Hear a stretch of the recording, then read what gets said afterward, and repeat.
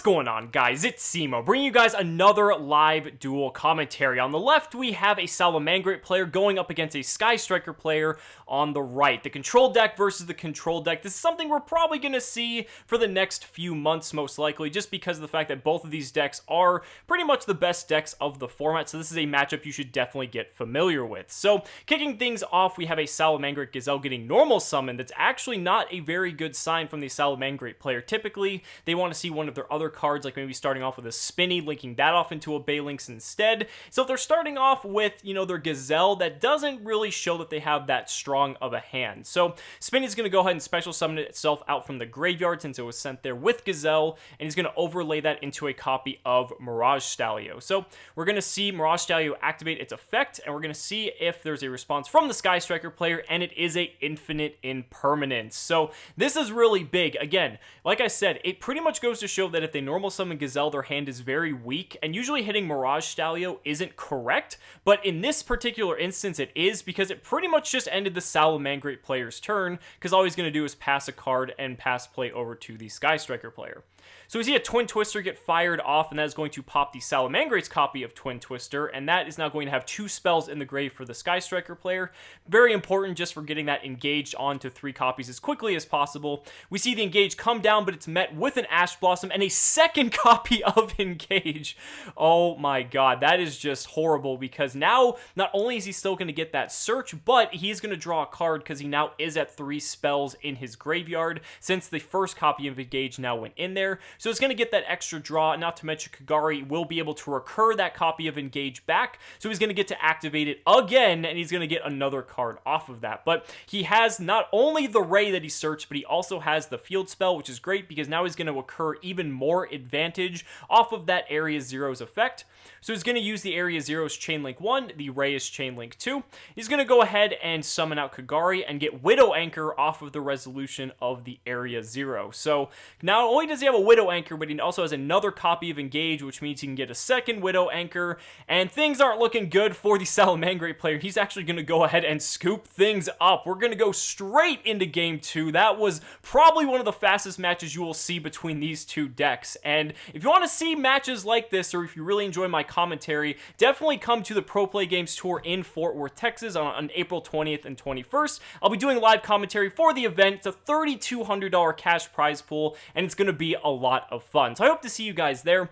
The Salamangreat player actually doesn't look like he did too well in his opening hand, but he does have an anti-spell fragrance, which can actually be crippling against the Sky Striker player if they do not have a Twin Twister or Mystical Space Typhoon to use in response. But typically, if you're seeing a set monster and 2 set cards, that never bodes well for really any deck, realistically, unless you're playing like Guru Control, I suppose. So the Sky Striker player is going to start off with a normal summon of Ray. Remember, all these spell cards are currently turned off, and he's going to use Ray to attack into the set monster, which is a Spinny, and in the battle phase, I'm presuming he's going to go ahead and tag out Ray with its effect to go ahead and summon a copy of Hayate. So Hayate will be able to swing directly for 1,500 damage, and then he'll be able to use Hayate's effect to go ahead and send a card to the graveyard. So let's go ahead and see what he sends here. At this point, if he can get to, any way to pop the anti-spell fragrance, I mean, he's going to need a way to access something like Nightmare Phoenix, or he's going to have to wait an entire turn to be able to use one of his spells to pop it, so we'll just have to see. Looks like he decided to take back his decision on the Hayate, and it looks like he's going to send something else, and might have been an Engage. It kind of looked like that from the, very short glimpse that we had to see it, but the graveyard is cut off, so it's a little bit difficult to see. But we'll have to see. We do see the Hayate getting tagged out for a Kagari here, and we'll presumably see what that card was that he sent when he goes ahead and adds it back to his hand. And it was a copy of Engage. So maybe he has a plan here. There is a potential for him to make a Phoenix by using Engage to grab a copy of Drones, but that would have to wait an entire turn. So, I mean, again, so it looks like he's just going to kind of sit on the cards that he has for the moment by setting 5 back row, and then he's most likely going to go into a Shizuku here to also add another copy of Engage to his hand, just because he no longer has one in his graveyard since he added it back with Kagari. And the Shizuku is actually going to get met with Ash, so that is one less card the Sky Striker player will have. And we see a Twin Twister coming down as well, discarding the Salamangreat Sanctuary, popping 2 of the back row, hitting double infinite impermanence. That could actually be very important here, depending on what the Salamangreat players draws. Unfortunately, it is a DD Crow, and that is not going to be what the Salamangreat player needs. That's probably like the worst draw he could have in this particular instance. The Salamangreat player just bricking incredibly hard. It will stop a Kagari on the following turn, but honestly, it might not be enough, because I think the Sky Striker player is going to have at least 1 copy of Engage online, and that might be enough for him to pop the anti-spell to turn all the rest of his spell cards online. So it might just snowball from here, but we'll just go ahead and have to wait and see. So we see the Sky Striker player flip up Engage, and he could go ahead and grab drones. He could grab another copy of Ray if he wants to. He's got a couple options here. Again, I think making Nightmare Phoenix is probably the priority if he wants to pop that Anti-Spell Fragrance and turn the rest of his deck back online. Although, all the cards he does have are... Shark Cannon. Okay, that's also another option as well. But the Anti-Spell Fragrance will prevent that from being used this turn anyway. So let's go ahead and see. Maybe he already has the answer that he needs. So he's going to add the Shark Cannon to his hand. And I was going to flip up. Oh my god, he had another copy of Engage anyway. So it really didn't matter, man. He would have had 3 copies of Engage. That would have been ridiculous. So we see a copy of Eagle Booster being added this time. Sky Striker player just pretty much assembling all the pieces that he wants. And this kind of leads me to believe that he has another monster that he can link off for this Nightmare Phoenix here. Because I feel like that's kind of... Because right now all the spells he's adding are kind of worthless. So I feel like he already has a way to out the anti-spell. But we'll just have to see. And so he's going to link off the Shizuku into a Kagari. Kagari's most likely going to target Engage. And that will be met with the DD Crow, presumably, here. And it's not. He's actually going to let it go through. So he summons a Ray, so he did have another monster to make this Nightmare Phoenix, and now all those cards that he added off of those copies of Engage will be online. Phoenix's effect, he's going to go ahead and discard one of the cards in his hand. It looked like a spell, and that will pop the Anti-Spell Fragrance. And now things are going to really start to snowball in the Sky Striker player's favor, because he pretty much has free range. I mean, all he just has to deal with is a Spinny, and that's not really too difficult, especially considering the fact that he can just probably start drawing multiple cards off Engage at this point. And looks like that's a Widow Anchor he has set, potentially. I don't really think he has to necessarily use that now. There are other ways he can out the Spinny, but we'll have to see. Oh, so he has Afterburner anyway, so it really does not matter. So Afterburner is going to go ahead and pop that. So Spinny no longer on the field. And now we have Engage. I'm pretty sure the spell count is at 3, so now Engage will net him an extra draw as well. I think that was smart to do the Afterburner instead if that is a Widow Anchor set. I was going to grab Multi-Roll. Now things are really going to start to spin out of control.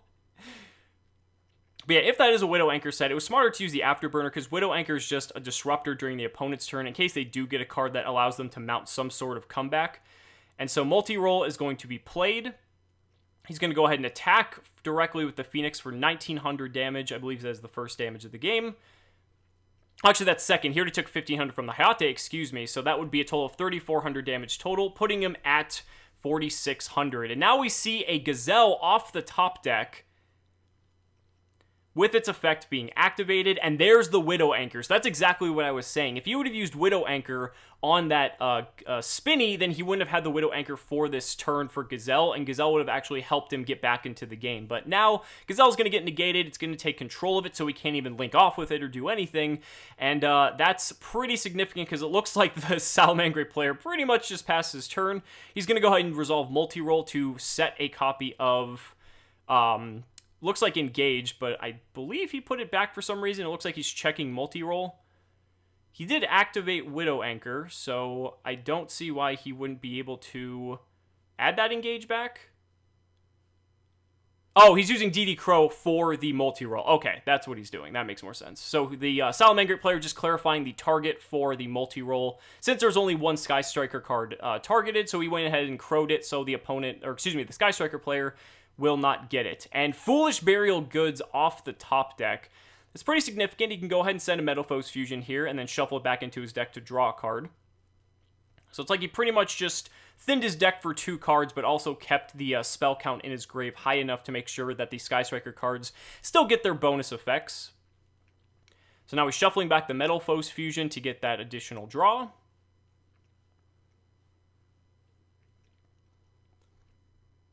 And at this point, I mean, again, even though the Salamangreat player, you know, doesn't really have much of a board, the Sky Striker player still is going to have to take some time to finish this game out.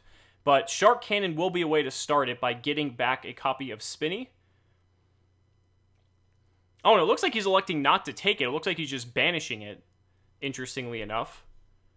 So he's going to go ahead and attack over the Gazelle with his Phoenix, and multi-roll looks like it's going to resolve in the end phase, and he's going to go ahead and grab back a copy of Widow Anchor. So again, this is what I was saying with Sky Striker. Like, even though it's looking pretty grim, Sky Striker's got a pretty good grip on things, it's going to take a couple turns for the Sky Striker player to close things out. But the Salamangreat player drawing a copy of Ghost Spell is not where he wants to be. That is just a very unfortunate series of draws. He's just going to pass it back, and this might be the opportunity for the Sky Striker player to kind of just snowball and just close this game out entirely, swinging again with the Nightmare Phoenix for another 1900 damage.